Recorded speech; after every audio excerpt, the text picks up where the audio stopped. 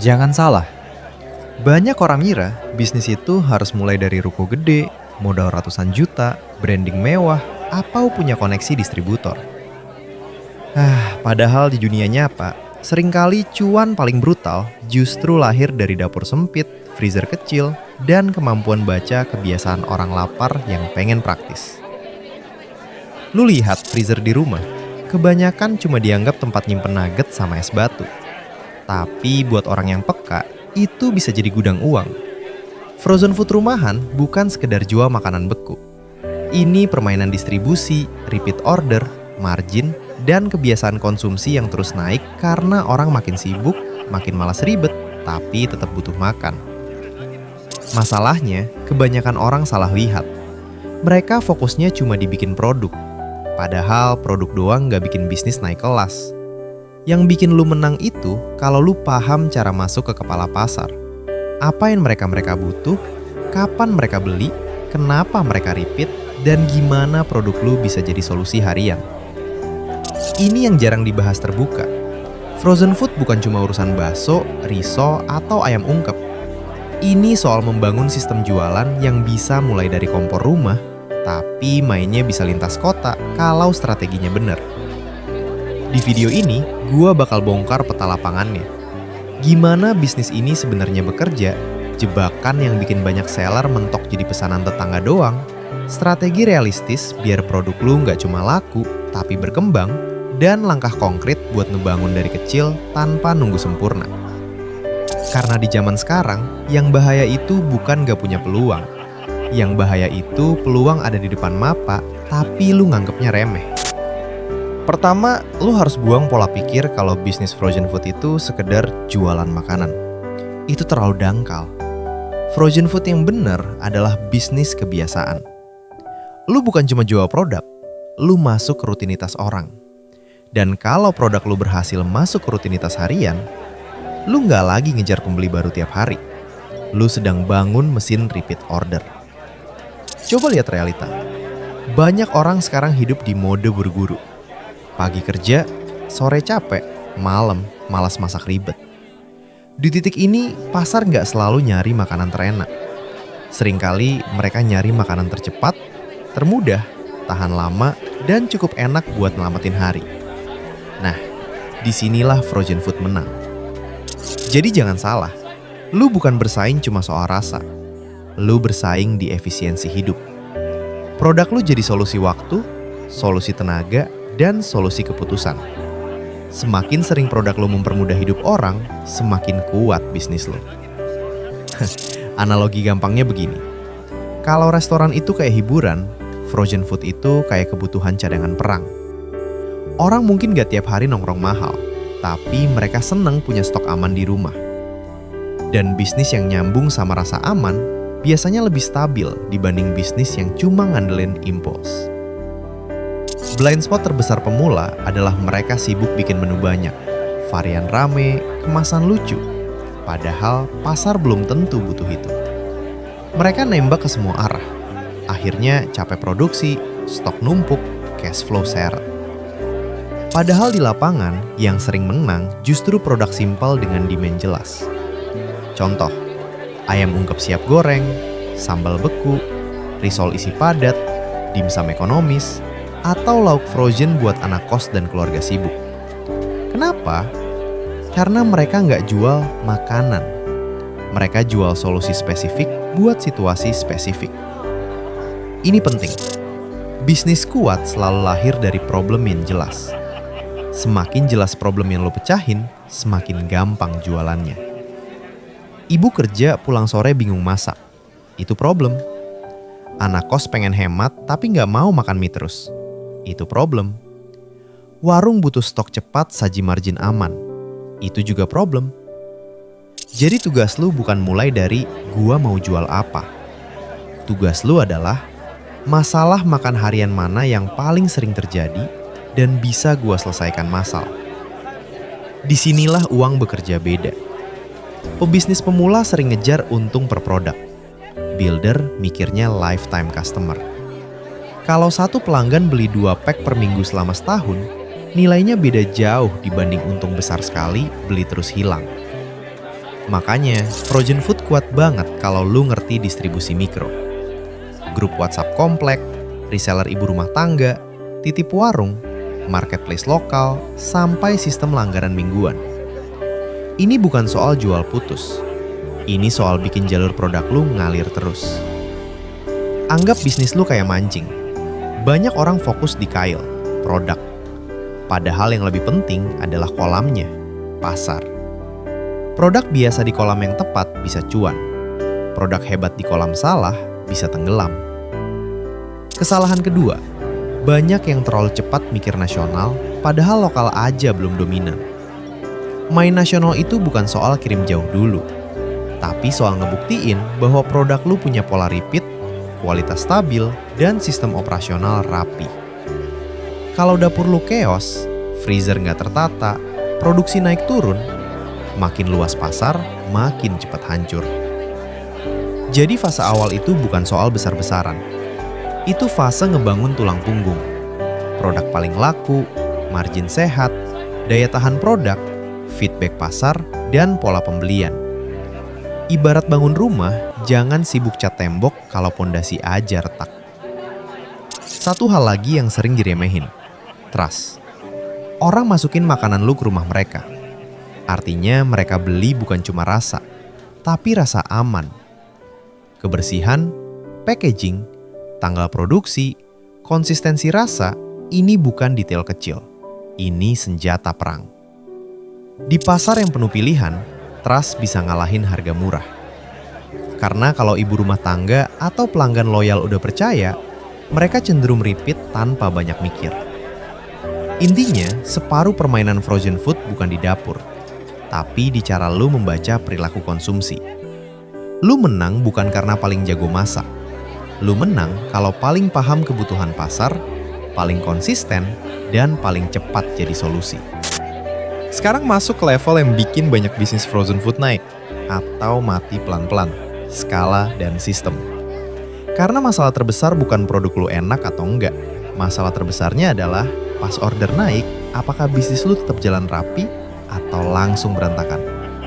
Data perilaku konsumsi makin jelas. Rumah tangga urban, pekerja hybrid, keluarga muda, sampai anak kos sekarang makin condong ke makanan praktis, tahan simpan, dan gampang dieksekusi.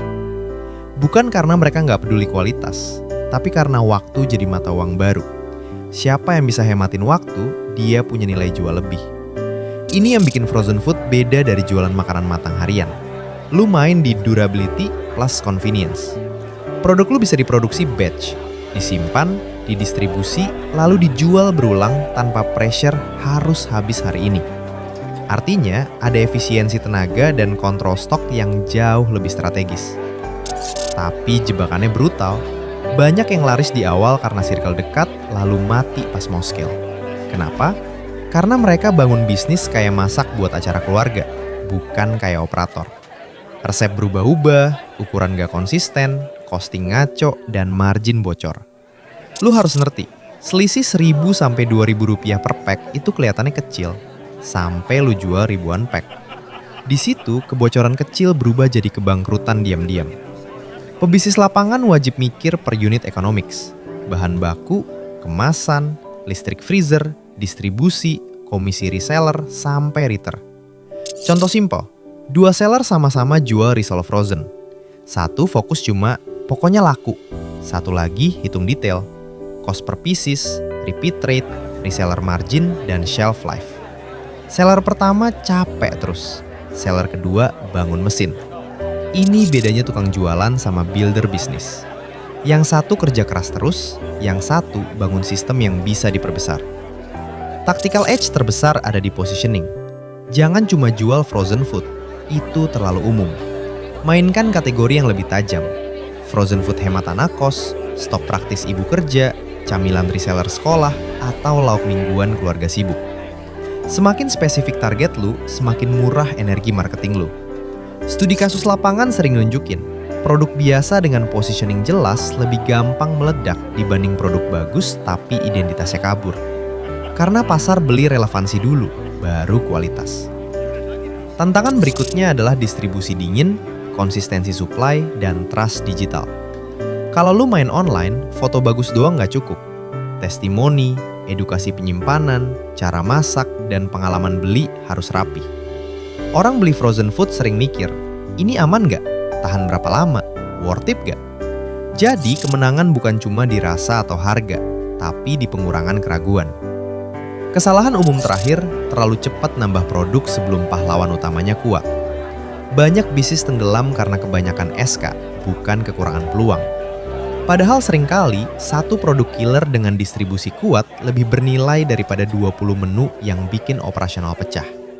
Jadi realitanya begini, frozen food rumahan bisa jadi kendaraan naik kelas kalau lu berhenti mikir kayak penjual makanan dan mulai bergerak kayak pembangun sistem konsumsi. Karena saat produk lu jadi bagian dari kebiasaan pasar, lu nggak lagi sekedar jualan. Lu sedang punya posisi di kehidupan pelanggan. Sekarang pertanyaannya bukan lagi bisnis ini bagus atau enggak.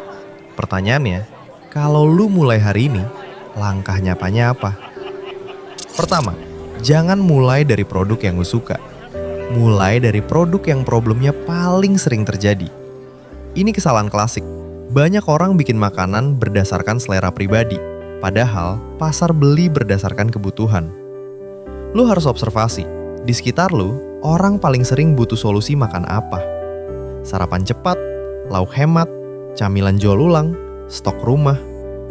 Gunakan prinsip lapangan sederhana. Cari masalah yang sering, mendesak, dan berulang. Karena bisnis paling stabil biasanya bukan dibangun dari tren sesaat, tapi dari kebutuhan yang terus kejadian. Kedua, validasi kecil dulu. Jangan langsung produksi 500 pack cuma karena pede. Mulai dari batch kecil, tes ke tetangga, grup WA, kantor, reseller lokal, atau komunitas sekitar. Fokus lu di fase ini bukan untung maksimal. Fokus lu adalah baca pola. Mana yang repeat, mana yang cuma dipuji tapi nggak dibeli lagi. Ingat, pujian nggak selalu berarti pasar. Repeat order itu baru bukti. Ketiga, catat semua angka. Jangan jualan pakai perasaan. Lu wajib tahu biaya real per pack, margin bersih, titik impas, dan produk mana paling efisien. Banyak usaha kelihatan rame, padahal uangnya bocor di ongkir, bonus, atau salah pricing. Uang di bisnis itu mirip ember bocor. Kalau lu cuma sibuk nambah air, tapi nggak nutup bocornya, capek doang. Keempat, bangun satu produk andalan sebelum ekspansi. Jangan rakus variasi. Cari produk pahlawan yang paling gampang dijual, paling sering repeat, dan paling stabil operasionalnya. Baru setelah itu, tambah lini lain sebagai penguat. Kelima, desain distribusi bukan cuma jualan. Artinya pikirin, siapa yang bisa bantu produk lu jalan tanpa lu harus selalu hadir? Reseller, titip warung, dropship komunitas, subscription mingguan. Semakin bisnis lu tergantung 100% sama tenaga pribadi, semakin susah naik kelas. Builder mentality itu bukan kerja paling capek, tapi bangun alur yang tetap jalan bahkan saat lu nggak pegang semua sendiri. Sekarang soal hambatan mental. Malas biasanya muncul karena semuanya terasa besar. Solusinya, kecilin arena. Jangan mikir bangun brand nasional dulu. Fokus jual 50 pelanggan loyal pertama. Takut gagal biasanya karena gengsi, takut dinilai. Padahal di dunia nyata, yang bikin orang naik kelas bukan siapa paling aman, tapi siapa paling cepat belajar dari pasar. Overthinking muncul karena kebanyakan nonton, kurang jualan. Obatnya bukan motivasi, obatnya action kecil yang ngasih data nyata. Lingkungan juga ngaruh brutal. Kalau sekitar lu isinya cuma komentar, jualan beginian emang bisa, mental lu gampang bocor. Makanya, cari lingkungan yang ngerti distribusi, jualan, margin, dan eksekusi. Karena cara pikir itu nular. Ukur progres dari indikator nyata. Repeat order, margin bersih, pertumbuhan pelanggan, dan stabilitas operasional. Bukan sekedar likes atau pujian. Dampak paling besar dari bisnis model begini bukan cuma tambahan uang, tapi kontrol. Lu mulai belajar baca pasar, ngatur cash flow, ngelola supply, dan bangun aset kebiasaan pelanggan. Dari sini, posisi tawar hidup lu berubah. Karena saat lu bisa bikin sesuatu yang dibutuhkan pasar secara konsisten, lu nggak cuma cari uang, lu mulai ngerti cara menciptakan uang. Dan itu bedanya kerja buat bertahan sama bangun sistem buat naik level. Jadi intinya begini, bisnis frozen food rumahan itu bukan sekedar jual nugget, risol, atau lauk beku. Ini soal apakah lu cukup peka buat lihat bahwa di balik dapur kecil ada peluang besar dari kebiasaan pasar yang berubah. Banyak yang kalah bukan karena nggak punya modal, tapi karena mereka nunggu semuanya sempurna, sibuk gengsi, atau salah fokus ke produk, tanpa pernah benar-benar belajar cara baca kebutuhan, cara bangun repeat order, dan cara bikin sistem. Padahal permainan besarnya sederhana. Siapa yang paling paham masalah harian pasar, lalu jadi solusi yang konsisten, dia yang menang. Uang jarang lari ke yang paling pintar. Uang lebih sering lari ke yang paling ngerti momentum, paling disiplin eksekusi, dan paling tahan ngebangun pondasi saat yang lain masih kebanyakan mikir. Dapur kecil bisa jadi titik awal. Freezer sederhana bisa jadi gudang cash flow. Produk rumahan bisa naik kelas kalau mindset lu naik duluan dari sekedar jualan jadi membangun sistem. Karena di dunia nyata, bisnis bukan soal siapa paling keren. Bisnis adalah soal siapa paling paham permainan, lalu mau gerak lebih dulu. Jadi habis video ini, jangan cuma bilang menarik. Coba evaluasi. Masalah konsumsi apa di sekitar lu yang bisa dijadiin peluang? Produk sederhana apa yang bisa lu uji? Dan langkah kecil apa yang bisa lo eksekusi minggu ini? Tulis di komentar, peluang bisnis apa yang paling kebuka di lingkungan lo sekarang.